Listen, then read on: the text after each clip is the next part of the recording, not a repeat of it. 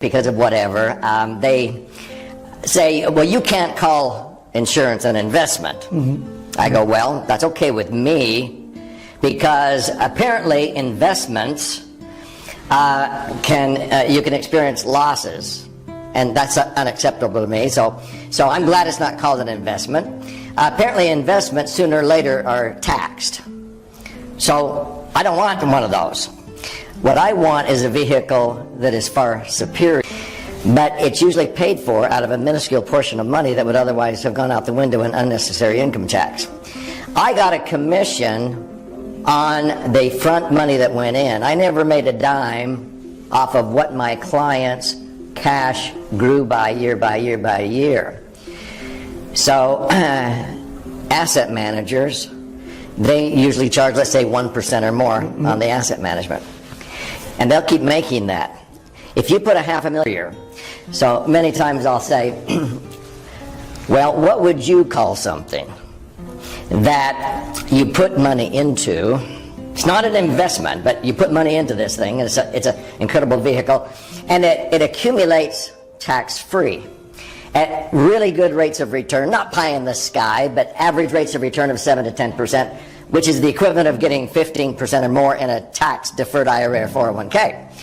And when the market... You say those critics of the buy term and invest a difference. I ended up being responsible for over 3,000 clients in 13 western states. And, you know, we were trying to do a good job selling them term insurance and putting the difference into mutual funds. And it was sort of like a forced investment, because a lot of people don't even invest the difference. Okay. Spend it, yeah. And the whole theory was, if you listen to the Dave Ramseys and the Susie Ormans, well, when you accumulate enough, at the end of the day, you won't need insurance. You know, so, but the flip side to that is, well, you don't think that people at the fund manager, they don't charge you a fee? The worst about that is they charge you a fee, not only in the good times, but also in the bad times. So when you're losing money, they're still charging you a fee. How would you respond to those? Thank you for asking that question, because, you know, a lot of times critics will talk about, oh, the fees, insurance, you have maybe a front-loaded commission or something. And I'll go, okay, let's use a comparison here. If you earn 9, you'll net 8. If you earn 7, you'll net 6. If you earn 11, you'll net 10. I've been doing that for 45 years. And people go, wow, how come I've never heard of this before? Well, I've heard of it for 45 years, but don't follow the herd, putting money in IRAs or 401ks. The best advice I've ever heard, don't follow the herd, and don't listen to the mainstream media, because they're part of the herd. You need to break away and take ownership. $1,000 net to buy gas, groceries, prescriptions, and golf green fees. That's pretty pathetic. With my Indexed Universal Life, I was able to participate in the market without the risk. When the market went up, I'm able to earn. When it goes down, I don't lose because of indexing. So in answer to your question, by having my money there, I'm able to earn average returns. Conservatively, I've earned 8.2% net, cash on cash. So market goes up. When the economy is up, you get to participate. But when the market goes down, you don't lose, because your money's not at risk in the market. So you can earn average rates of return of 7 to 10%. If you know rule of 72, you divide your interest rate into 72, it tells you how fast your money doubles. So your money's going to double every 7 to 10 years. So if you put in, let's say, $500,000, I don't care if it's $500 a month. $500 a month will grow to over $1 million. If somebody came to me, and it doesn't matter if they're going to sock away $500 a month, or whether a lot of our clients are already, you know, 55, 60 years old, and now they maybe painted themselves into a tax trap, is what we call it. And they're not in a lower tax bracket. In fact, I don't think people who accumulate very much of a respectable retirement nest egg are in lower tax brackets when they retire. Now, so they start pulling money out of their traditional IRAs and 401ks, and they're getting taxed to death. When the cash value goes to $2 million, the death benefit stays ahead by 5%. The insurance company is only charging you for the remaining amount, $100,000 at risk. This thing is a tax-free cash cow, and people get hung up on what it is instead of what it does. Ooh, key point. But Doug, you know, the big misconception, people say, oh, but term insurance is only $50. Why is my Indexed Universal Life premium so expensive at $500? Because people don't think that you know, the annual charge you 1% on the price of that home, the value of that home, as it goes up in value every year for the next 30 years. Which one do you want? And anybody with any smarts goes, I'll do the one time and let my house appreciate and go from 500,000 to $1 million to $2 million to $4 million to $8 million. I mean, hello. So it's probably one of the most inexpensive financial plans ever. You don't choose it and pushes it ahead. So the cost of the insurance, hear this, gets cheaper as you get older. And people go, what? I've never seen an insurance policy that gets cheaper as I get older. Well, you haven't seen one done correctly then. Because my universal life policies that are 30 years old cost less than 1/20th what they did when I was 30 years younger. Because cost of insurance per thousand goes up, but the amount of insurance that's at nice rate of return that historically has beaten inflation. You can't be rowing upstream at the rate of 1 mile an hour in a bank and the current of inflation is coming down to 3 or 4. You're going backwards. And so people would say, Doug, where can I put my money that's earmarked for retirement, my kids' college education, emergency funds? And I'm going, well, let me show you this Swiss Army knife. Okay, now you put your money in here and you go, wait a minute, that's $500 a month. Well, how much are you, as you know? And estate planning, I mean, you can use it for so many purposes because it's the dream solution when you understand how to structure it correctly and fund it properly. Doug, that's insurance. And people think that, goodness gracious, that's not investment, that's insurance. So, Doug, the stereotypes as well, the only people that really make money with life insurance are people that are commissioned to make money selling it. Of a brighter future by learning the merits of a max-funded indexed universal life. So you just mentioned that just last week we just interviewed a former Super Bowl champ. His name is Brendan Ayembadejo. Immigrant from Nigeria, grew up in Chicago, got drafted, I think by, he made the team as an undrafted player, got traded to the Chicago Bears. That's where we got to know him as a fan. Wow. Make a long story short, he gets out of the league, wins the Super Bowl with the Ravens. Anymore when it gets expensive. When Universal Life came out in 1980, E.F. Hutton was the brainchild of that, okay? They weren't in an insurance company. And they were the ones who said, wait a minute, we're out here. Did you ever play red light, green light when you were a kid? Sure. Okay. So the stock market, we had money in mutual funds. It was like playing red light, green light. So there were some periods where you might take 20 steps forward. You get 20% return, but then the next $1 million nest egg can generate $80,000 a year of tax-free income. Whereas most IRAs and 401ks, you're going to be lucky in the market to net to earn 4 and net 3 or 2 because of the taxes. And so when Hutton came out with it, I went, this is buy term, invest the difference on steroids. People don't invest the difference.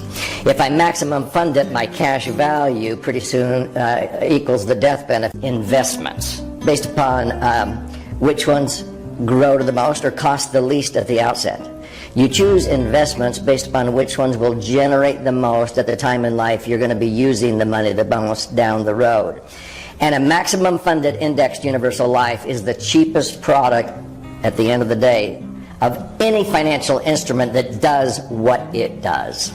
Look, you've been doing this, as you said, 47 years old. It shocked me. You told me backstage you're $1 million with an asset manager, and if it was earning as good of a rate of return as my index universal life has, between 7 to 10% average, by the time you retired, let's say 30 years down the road, you know what an asset manager would have charged you in fees? Just barely under $1 million. Now, let me use the metaphor. So if I went to as a realtor, let's say, to sell or buy, help you find a home to buy. And I said, listen, I can find you a really good home, and you have a choice. You can pay me a one-time fee of $20,000 or even $30,000. Let's say on a $500,000 home, that'd be $30,000. 6% is a normal realtor's fee, right? Okay. So you can either pay me one time $30,000, or this is really what I want you to do. I want to charge, and they pay back every 2.5 or 3 years. 100% of the tax they saved over 30 years on the contributions. And they're thinking, whose retirement was I planning anyway? Mine or Uncle Sam's? So the critics who say, well, you are selling an insurance policy that has a front-end load. Well, if I had a client putting in $500,000, my compensation might be, let's say, $20,000. When they developed Universal Life, it was primarily for living benefits. So even though you put in $500, people that would come to me wanted to increase the liquidity on their money that was earmarked for retirement, for college funding for their kids and so forth. They wanted to increase the safety, not only of where their money is in the institution, but safety of principal. So when the market went down, they didn't lose, and they wanted to have a going to be 69. Yeah. I told you my first watch was a sundial. Yeah. You look great. So, Doug, when you're looking at strategies, that was really became very popular in the 70s and 80s, which was buy term and invest the difference, which still today is still an ongoing argument. With all the information, education still out there, still arguing that this financial concept is still a solvent strategy. I think there's a lot of people out there just unaware of the other side of it. So what would you... At age 60 or 65, and then we start taking out income. And I would compare to their 401k, and it would crash and burn in 11 years. Money and municipal bonds would crash and burn. Mutual funds, even if we anticipated 12%, because they're taxable. All of these are running out of money, and I go, look at this one over on the far right. It will last if you live to be 120, and you still have your $1 million or whatever. And they'd go, whoa! And you take another step back in fees because they're charging 1% on that million. You're netting 7, even though you're grossing 12. Do you know what most people actually earn with their money in the market? Because they get involved in emotion.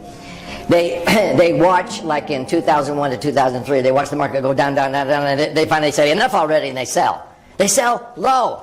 And then they wait, and they buy high. So Dalbar, who studies investor behavior, says the average, especially return risk with the insurance company, is going down. If I earn 10% this year, I would net I would net 9.9 because the cost of the insurance has gotten cheaper as I've gotten older because I'm self-insuring. So this whole argument of Dave Ramsey, Susie Orman, 20, 30 years from now, you won't need the term insurance when it gets expensive because you'll have the money.